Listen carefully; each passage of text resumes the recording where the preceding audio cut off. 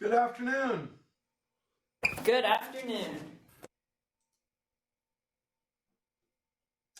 All right, so let's see. Looks like we've got Chloe there today. So Yes, hi. welcome back. Thank you. So did you guys win your game? We did. We won 72 to 27. Wow, It was that's a it was awesome. a good game. That is amazing. Well, Yep. tell your coach that I don't mind you if you have to miss class as long as you win. Okay, Okay. that's If I that's lose, then no. then yeah. If you're gonna lose, forget it. I want you here. Yeah. So great job. Thank you. You bet. All right, so let's see. We got Mogollon and we got the guys in St. John's. So is there anybody at the White Mountain campus? I don't see anybody. Is there anybody there? Okay, they had opened this class up to students at the White Mountain campus, but I'm not sure. They have another live section, so I'm not sure it was really going to work. But anyway, one year we had like 10 students show up. We're not Talon students, so that was kind of weird. But anyway, it's all good. Okay, so yesterday we started on we went over some class policies syllabus. We started in on 7.1. We got to part 5 with the calculus. We'll probably finish that section up and start in on 7.2. But before we do that, I'm curious to know if anybody did anything amazing over the breaks or since we finished up Calc 1. I went ice skating, Where did you go? someplace in Flagstaff. Oh, okay. Okay, yeah, my kids have been there. I haven't, but did you enjoy that? Yeah, it was fun. Yeah, it's pretty cool. I mean, it's not like Canada where you just like hose off your backyard and have a hockey rink, but pretty cool. Anybody else? I went to Oh, go for it. Go for it. Okay, thanks. I went skiing twice, so And where did you go to do that? it's up in Utah. It's called Beaver Mountain, so we went up there. And I'm actually while Is I'm that on near this the subject- is that near the town Beaver? no, it's between Logan and Bear Lake. Okay. Okay. I actually lived in Logan a couple of years, but I never went skiing in those days.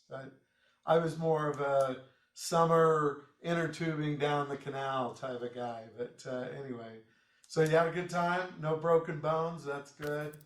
Yep, no broken bones. And while I'm thinking about it, I'm actually going to be skiing again tomorrow, so I won't be in class. What? All right. Sorry. Well, actually, okay, so if you're gonna miss, let's see, what would be the best chapter to miss? Well, probably nothing, but anyway, you'll figure it out. All right. But thanks for the heads up. All right. Anybody else? Chloe, you were gonna say something, right? Yeah, we went to Boston over break. So that was Wow. fun. Yeah. So did you go watch the Patriots lose in the playoffs? My brothers went to I had to fly back early because I had a basketball tournament. My brothers went there and they said it was crazy, and he's a huge Patriots fan, so Oh, okay. yeah.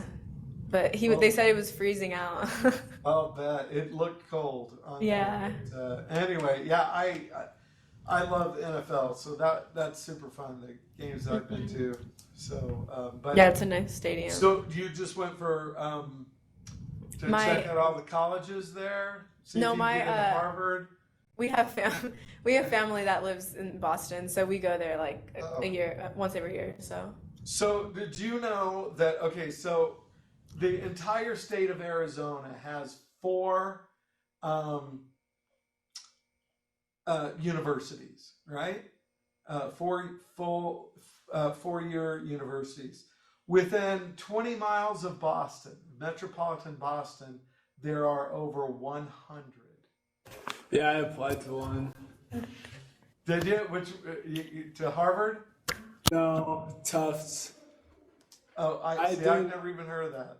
So I did apply to a couple Ivy Leagues, but not Harvard.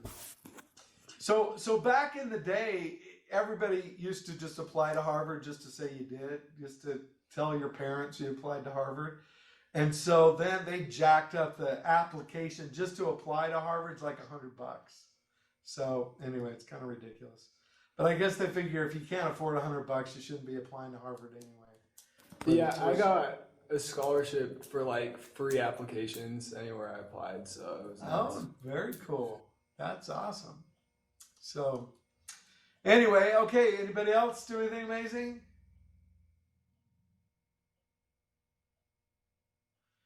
Well, while you're thinking, probably the most amazing thing I've done is I got to help my granddaughter a little bit more. So this idea, I know it makes me sound old to say being a grandpa is a pretty amazing thing, but anyway, it's pretty cool.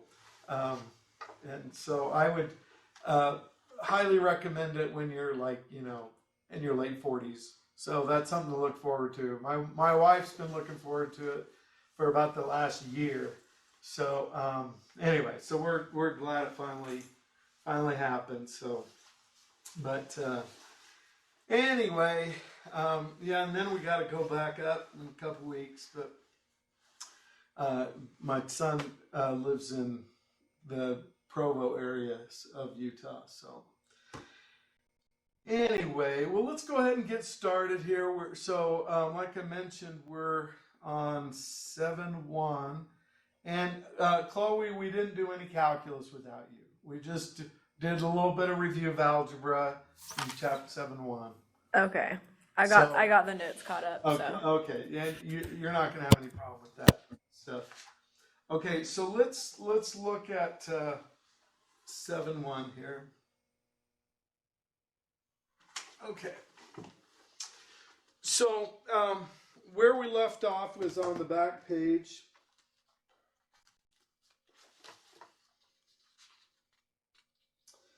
And so we've been talking about inverses, all right?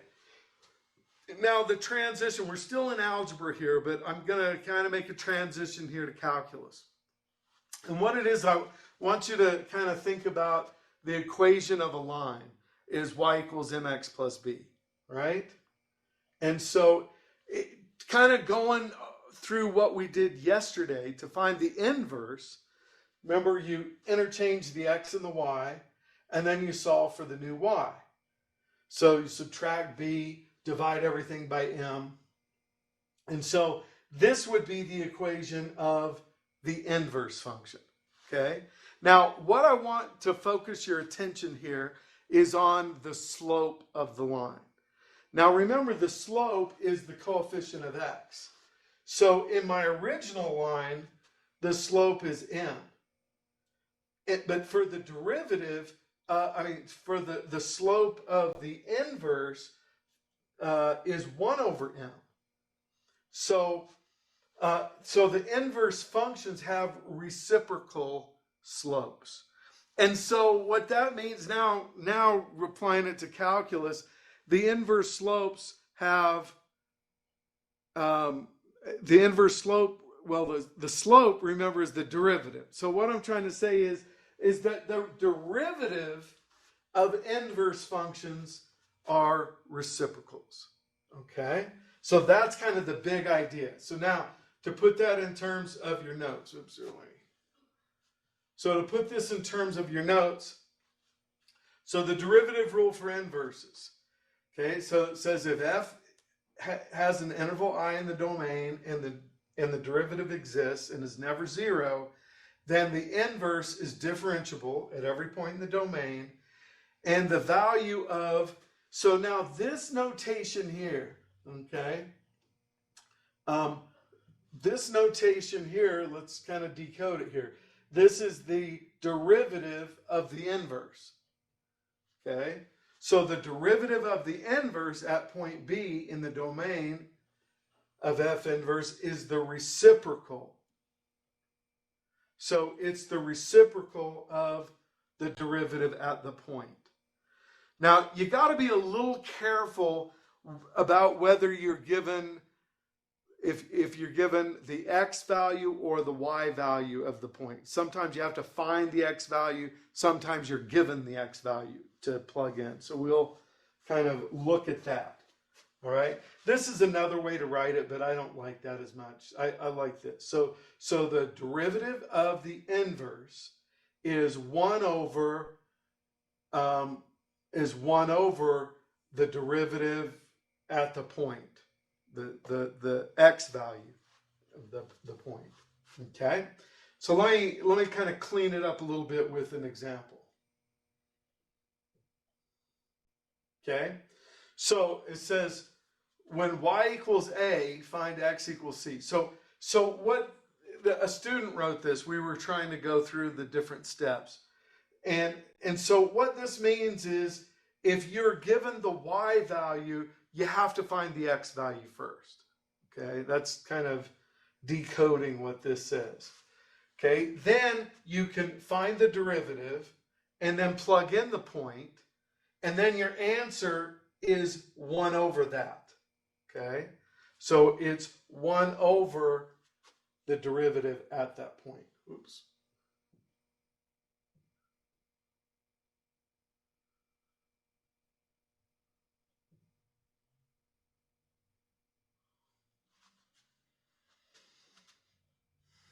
Okay.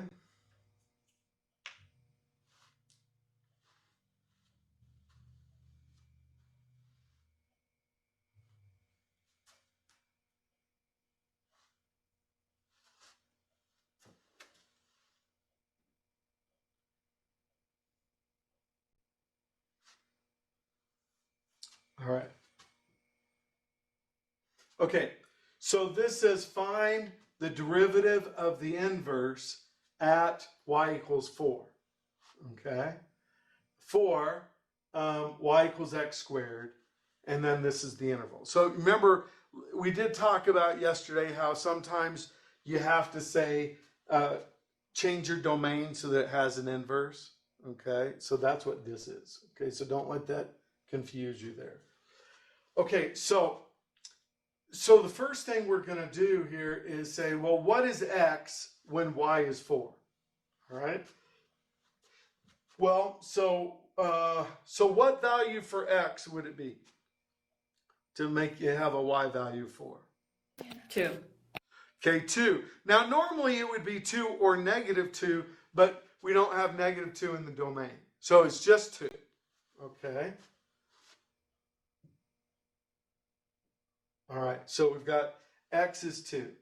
All right, now what we're going to do is take the derivative and plug in 2. Okay, so if y equals x squared, what's y prime? What's the derivative there?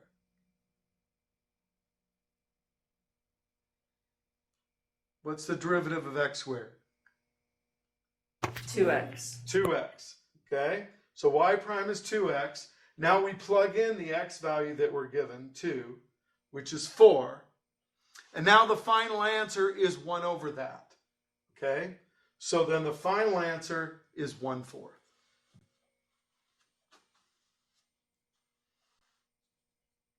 All right? So see if you can do practice 5, please.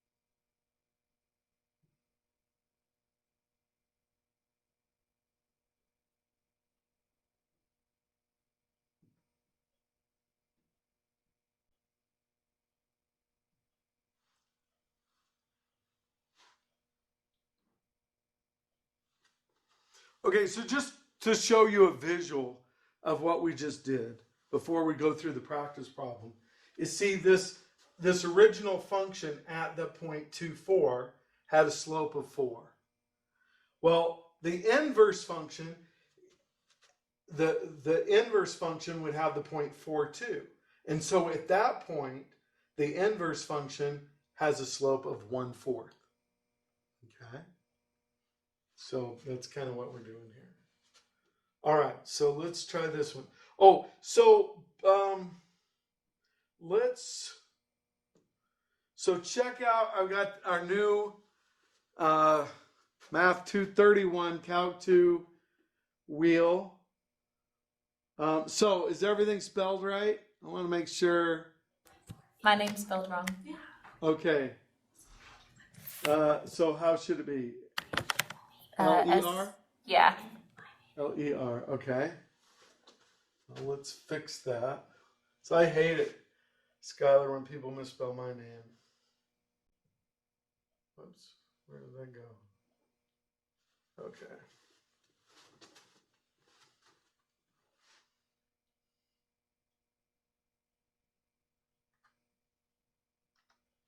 Okay, anybody else have a misspelled name here? Okay.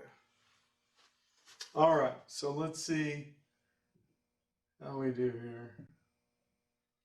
All right, so the first question goes to Aiden. What did you get for practice 5? Is it 1/27?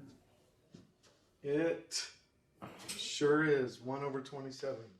So good job. Any questions on that? Anybody want me to go through it? Can you just scroll up just a little bit? You bet. So the derivative is 3x squared, okay? And then when here we're solving, when y is 27, the x value that goes with it is 3. So then you plug 3 into the derivative, and you get 27. And then your final answer is 1 over that, okay?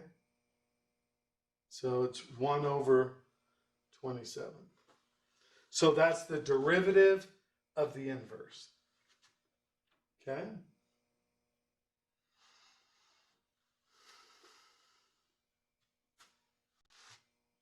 Any questions on that?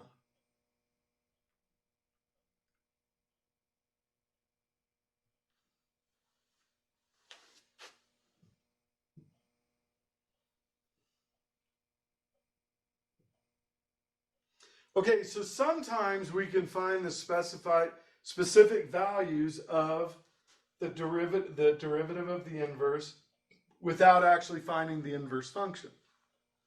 So, like in that last example, I actually, you know how I interchanged the x and y's and solved for the new y? I never did that. So I'm finding the derivative of the inverse without actually ever finding the inverse function. And so that's pretty cool. Okay, now, and let me point out, so this notation and this notation mean the same thing. So it's the derivative of the inverse, the derivative of the inverse. Okay, so if you're given the y value, so this is kind of like the other ones we've been doing. If you're given the y value, you have to figure out what the x is, okay? But on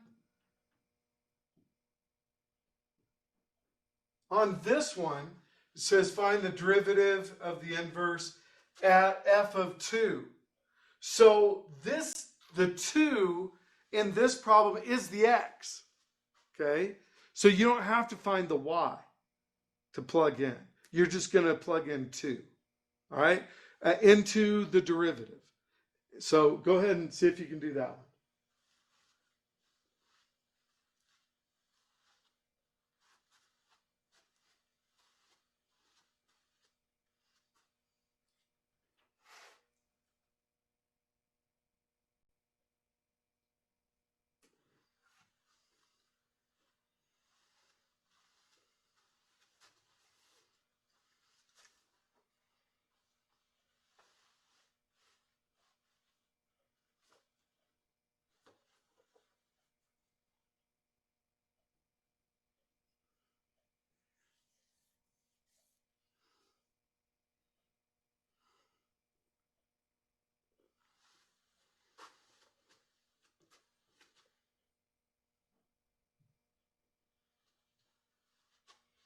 All right, Chloe. When you've got it. Is it y2 equals 12? Okay. So when you plug it in, you get 12, but your final answer, the derivative of the inverse, is 1 over that. So that's how we get 1 over 12. Okay, so do you always just put it over underneath 1? Yep. Okay. It's the reciprocal. So the derivative at the point at 2 is 12. And so the derivative of the inverse is 1 over 12. So it's always the reciprocal. Okay?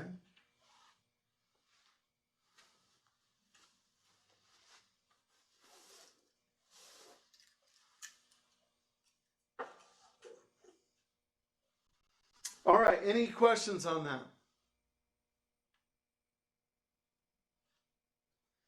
Okay, well, go ahead and get out your student success organizer for 7.2.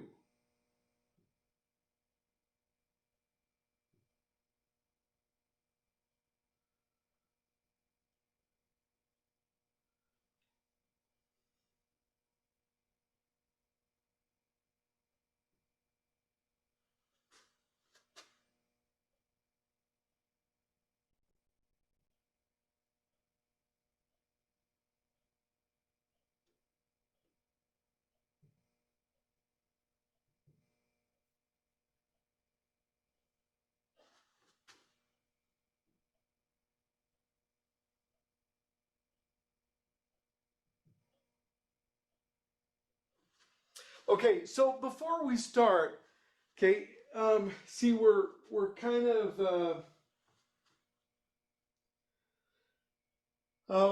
phrase, sometimes you feel like you can't win. One of the things that about the quizzes that I know last time, we had said that, we wouldn't, if we taught something on Tuesday or today, Wednesday, obviously you can't have a quiz on it. So the plan is that, next Wednesday, then we would take a quiz on 7.1. I did have several people out of the 3 talent classes that one of their concerns is that they didn't like it when so much time elapsed. So like we finished 7.1 today, you're not going to be quizzed on it till next Wednesday. All right, and I really don't know a solution to that. Where we're quizzing on Wednesdays. I'm not sure how to deal with that. Does anyone have a suggestion or something, a way that you would like to do it better?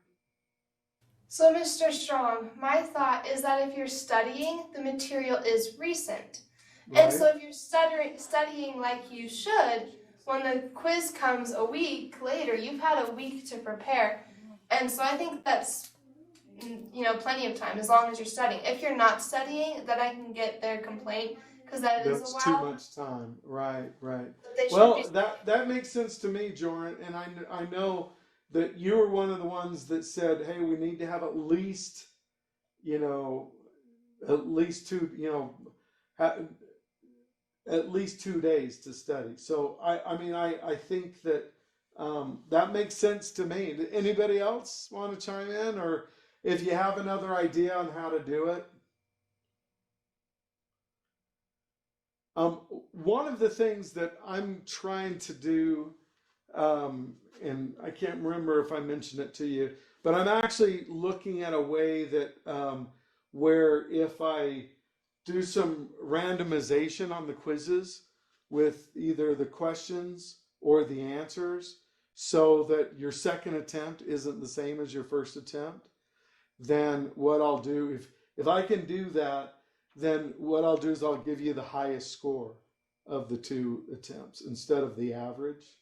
So, but right now, just assume it's going to be that you'll have 2 attempts on the quizzes and the tests, and I'll take your average. But just know I'm kind of working on that to try to make it so that I can take the highest of your 2 scores. Okay? All right, well, anyway, so we will have the quiz on 7-1 next Wednesday, but if you have any questions on, do some practice problems in the book, don't hesitate to ask in class or shoot me an email, whatever the case may be. Okay, so let's go on to 7-2. Now, 7-2 is on natural logarithms, which you might say, well, wait, that's a topic from college algebra as well. It is, and there's a lot of algebra in this section. But right away, we are going to talk about how to do derivatives, and then probably tomorrow, how to integrate the natural log function. Okay? So, first of all, the way that we define the natural log is very different than what we used in college algebra. So let's start there. Okay, sort of the definition says, and so you can write this at the top part under the vocabulary. This is actually what we use as the definition for the natural log. Is the natural log of x is the integral from 1 to x of 1 over t dt. And that's for positive values of x. Now, that might seem like a weird definition, okay? And what it is it actually, if we go back to the power rule, all right? So you remember the power rule when we took derivatives, we would say, okay, the power rule, we would take one lower exponent. So then when we integrated, when we did the antiderivative, you take one higher exponent, okay? So like if I started off with f of x equals x squared, the antiderivative, you use what I call the anti-power rule, which says you add 1 to the power and then divide by that new power. So that's the antiderivative or the integral, okay? And so if we're doing the antiderivative or if we're integrating x squared, that's what we do. We add 1 to the power, divide by the new power, okay? Anti-power rule. Now, but that didn't work here. See, when we have x to the minus 1, that doesn't work because if you add 1, you get 0, so you get x to the 0 over 0. That doesn't work. You can't divide by 0.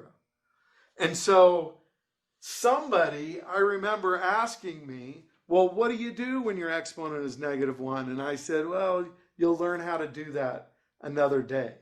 Well, today is that day. Because what we're going to do is when we want to integrate x to the minus 1, or if it's written as 1 over x, then that integral is the natural log. Okay? That's what we're going to define the natural log to be, that integral of 1 over x dx. Okay? So, what does that mean? That means that, like, remember how the integral can sometimes refer to the area under the curve? So the area under the curve from 1 over x is the integral, is the natural log. Okay? It would give us the same area.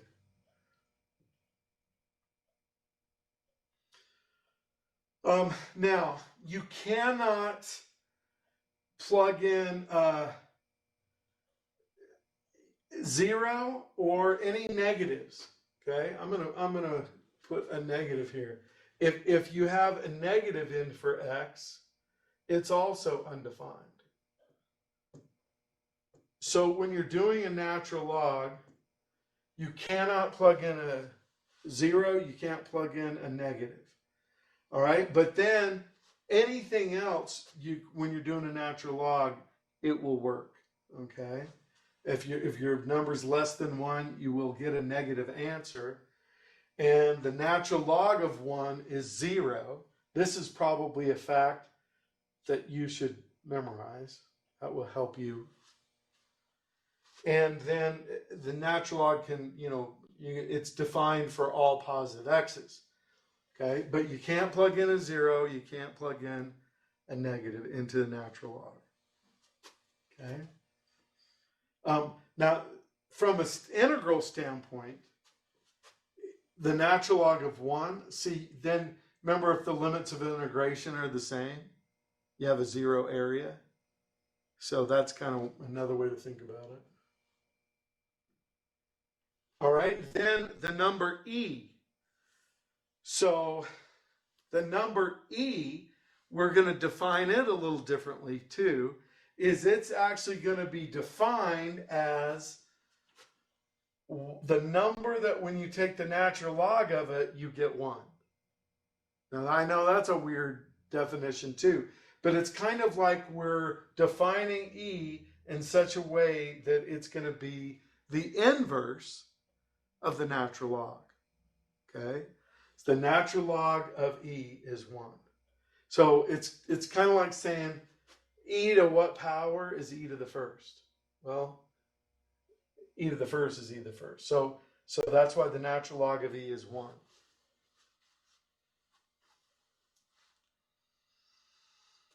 Okay? All right, now a little bit of algebra review. So you might want to put this in your notes someplace or not. I don't know, whatever you need. Remember we can go in exponential form to log form. So this is log base a of x equals m. So this is exponential form, this is log form. And the thing that really helps you when you're working with logarithms is if you remember that logs are exponents. That's an important idea. Okay, if you log base e, that's the natural log. So to go from exponential form to log form here, 3 equals e to the x. So this would be log base. The base is the number that's raised to the exponent. So log base e, or natural log of 3, equals x. So remember, what the log is equal to is the exponent. Okay, log base 10 is the common log. So if there's not a base written, it's assumed to be 10. So if I just have log of x equals 3, and I want to rewrite that in exponential form, then the base is 10, so you say 10 to the third equals x, or x would be 1,000 then.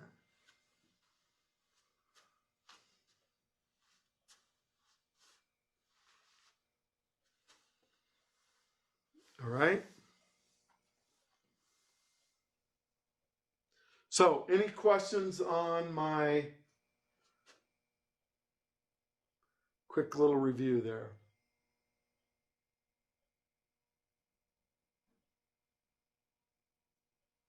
Okay. All right, so now back to the calculus. Okay. All right, so this is both of these are the derivatives. I want you to write this one down because it's the more general form. It says, for all u greater than 0, the derivative of the natural log of u is 1 over u, and then times the derivative of u.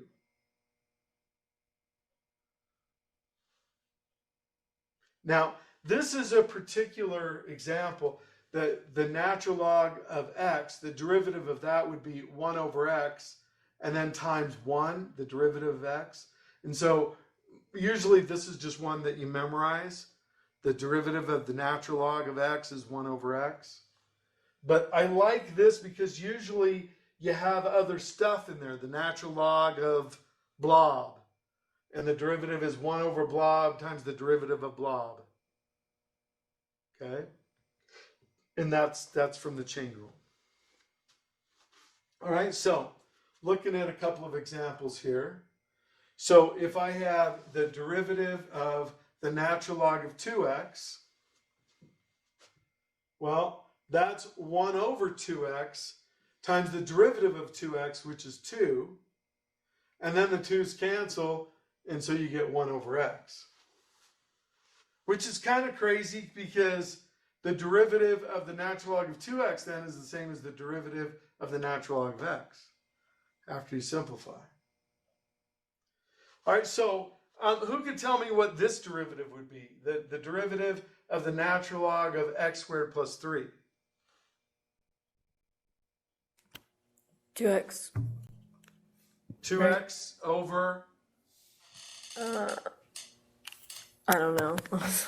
okay, you got the 2x right, but it's 1 over this times the derivative of this. So the way I do is that 1 over whatever's inside the parentheses, 1 over x squared plus 3 times 2x. Okay, and then you say, well, can you cancel anything? No. So that's your answer.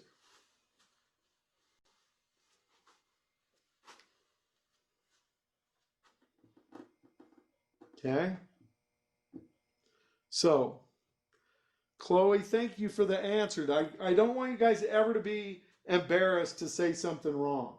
Okay, because studies have shown, I probably said this before, research has shown that students that attempt an answer, even if they get it wrong, are more likely to learn the material. Okay?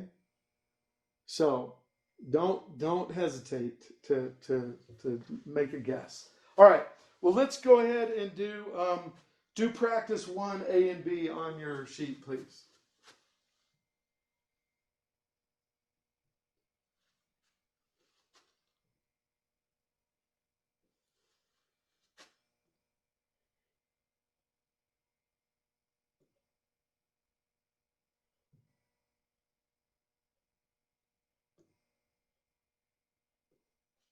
All right, so Jordan, what do you have for the first one? 2 divided by 2x plus 3. That is correct. Any questions on that?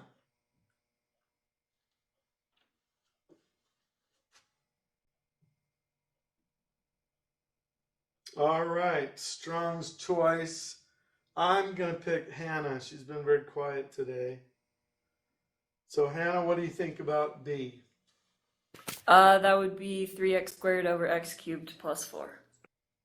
3x squared over x cubed plus 4. Excellent. Okay, any questions on either of those?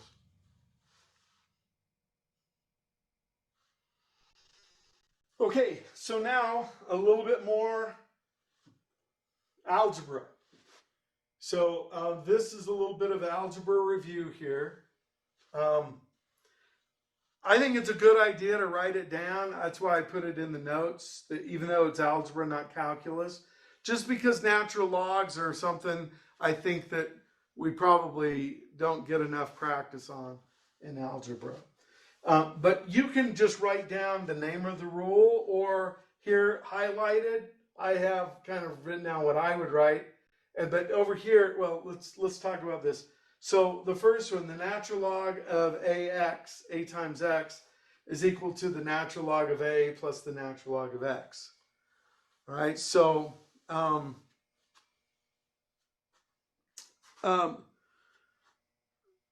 know a lot of you, I taught college algebra too, and you might remember my story of how I, as a student, I struggle with natural logs because my high school pre-calculus teacher skipped it. And I always struggled with it. And I would see things like this, and I just didn't understand it. I memorized it so I could use it, but it never made sense to me until I had the epiphany that logs are exponents. And so, because when we're multiplying the same base, you add the exponents. When you divide with the same base, you subtract the exponents. And that's what this one's about. The natural log of a divided by x is the natural log of a minus the natural log of x. So you subtract the exponents. All right, now, I personally think they have the last two in the wrong order. So I'm going to jump down to 4. Here, if you have the natural log of x raised to the r, you can bring the r in front, r times the natural log of x. So remember, when you're multiplying a power raised to a power, you multiply the exponents. So here, this is a power that natural log is an exponent, so it's a power raised to a power. So you can multiply those. All right, now, with this one, if you think of the natural log of 1 over x as the natural log of x to the minus 1, then you can bring the negative 1 in front. And so that makes more sense to me once you've already learned Rule 4. Okay. All right. Any questions on any of those? Anybody need more time on that screen?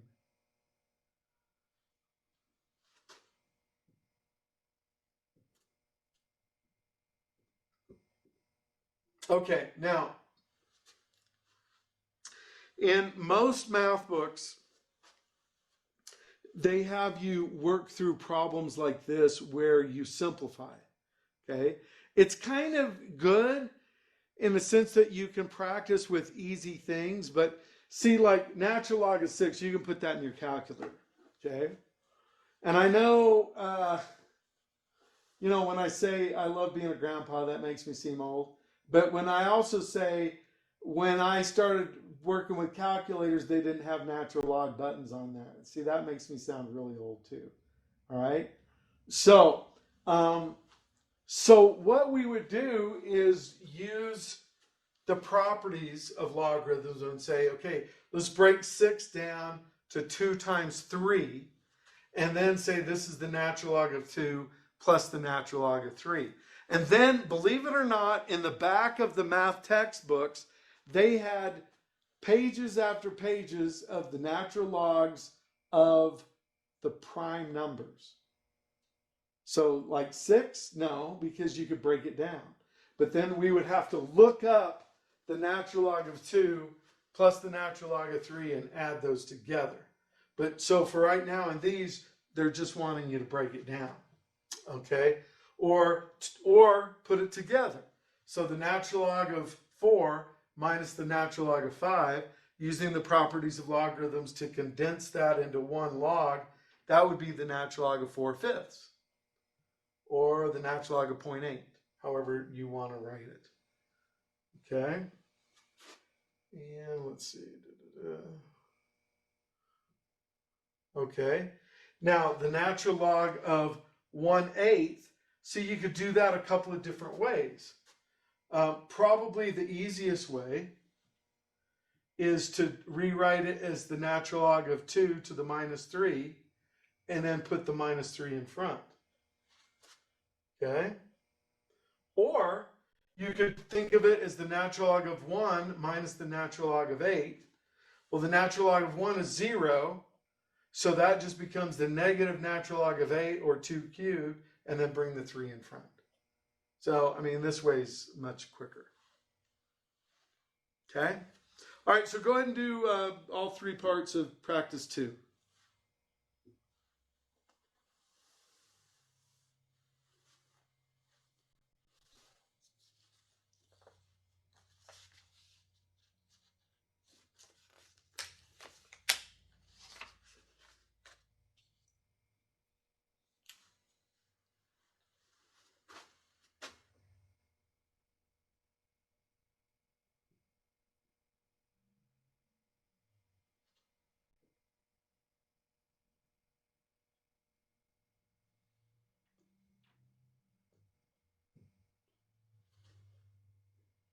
All right, Joey, what do you have for the first one? I got ln 2 plus ln 5. All right, very good. And for the second one, Joey again.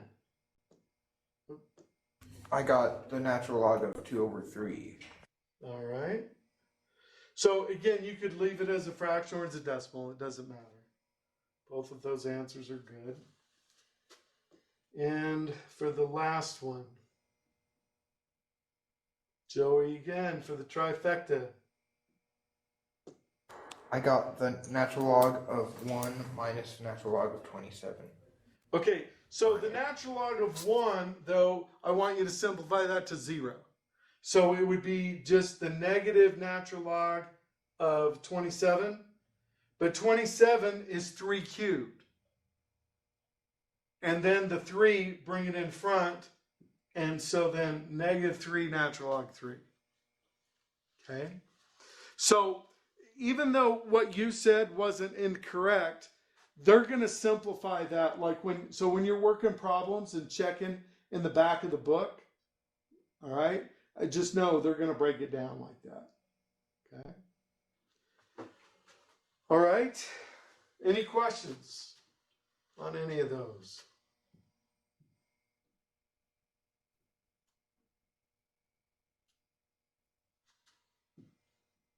Okay, so the properties of logarithms apply to numbers and algebraic expressions.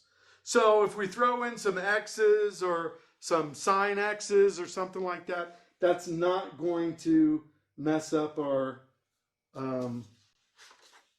that's not going to mess it up, okay? All right, so I want you to just go ahead and do practice 2.5. So do those 4, and we'll go over as many as we can before we run out of time.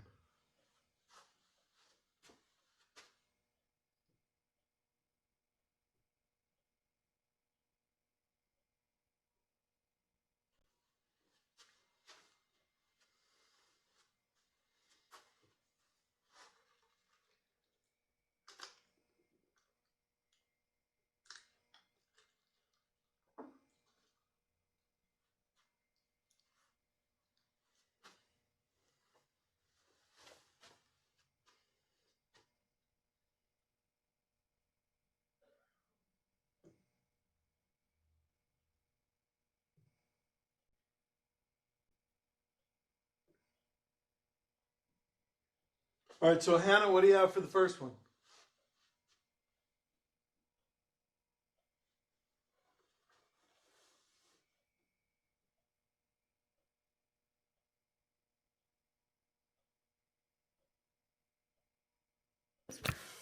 Is it log natural 5 cosine x? Natural log of 5 cosine x. Very good. Okay.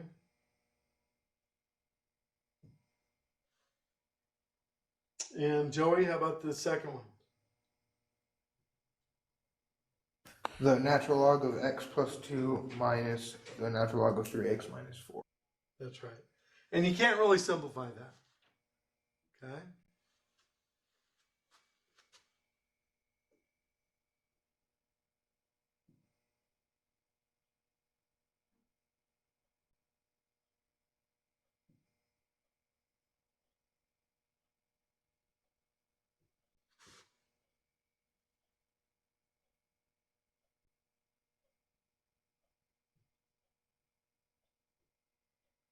All right, so Hannah, how about C? Well, I guess we'll put the clue up there.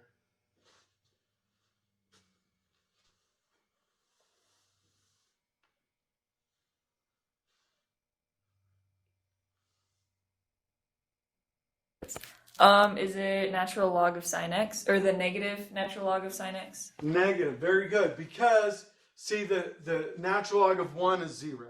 So negative natural log sine x. Good. And the last one for the day, Hannah again. So whenever you've got it.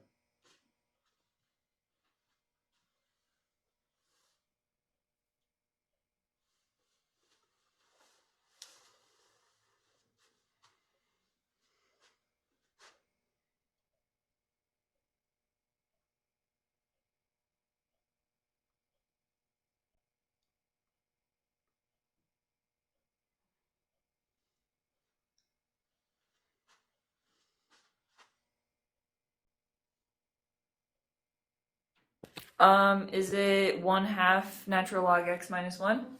It sure is. Great job. Okay. Any questions before we finish up for today? All right. Well, great job, everybody. Glad everyone's back. So let's see. So Chloe, you're not going to be here tomorrow, and Jordan, Yeah. you're not going to be here tomorrow. Okay. So basically, what we're going to do is just continue on with the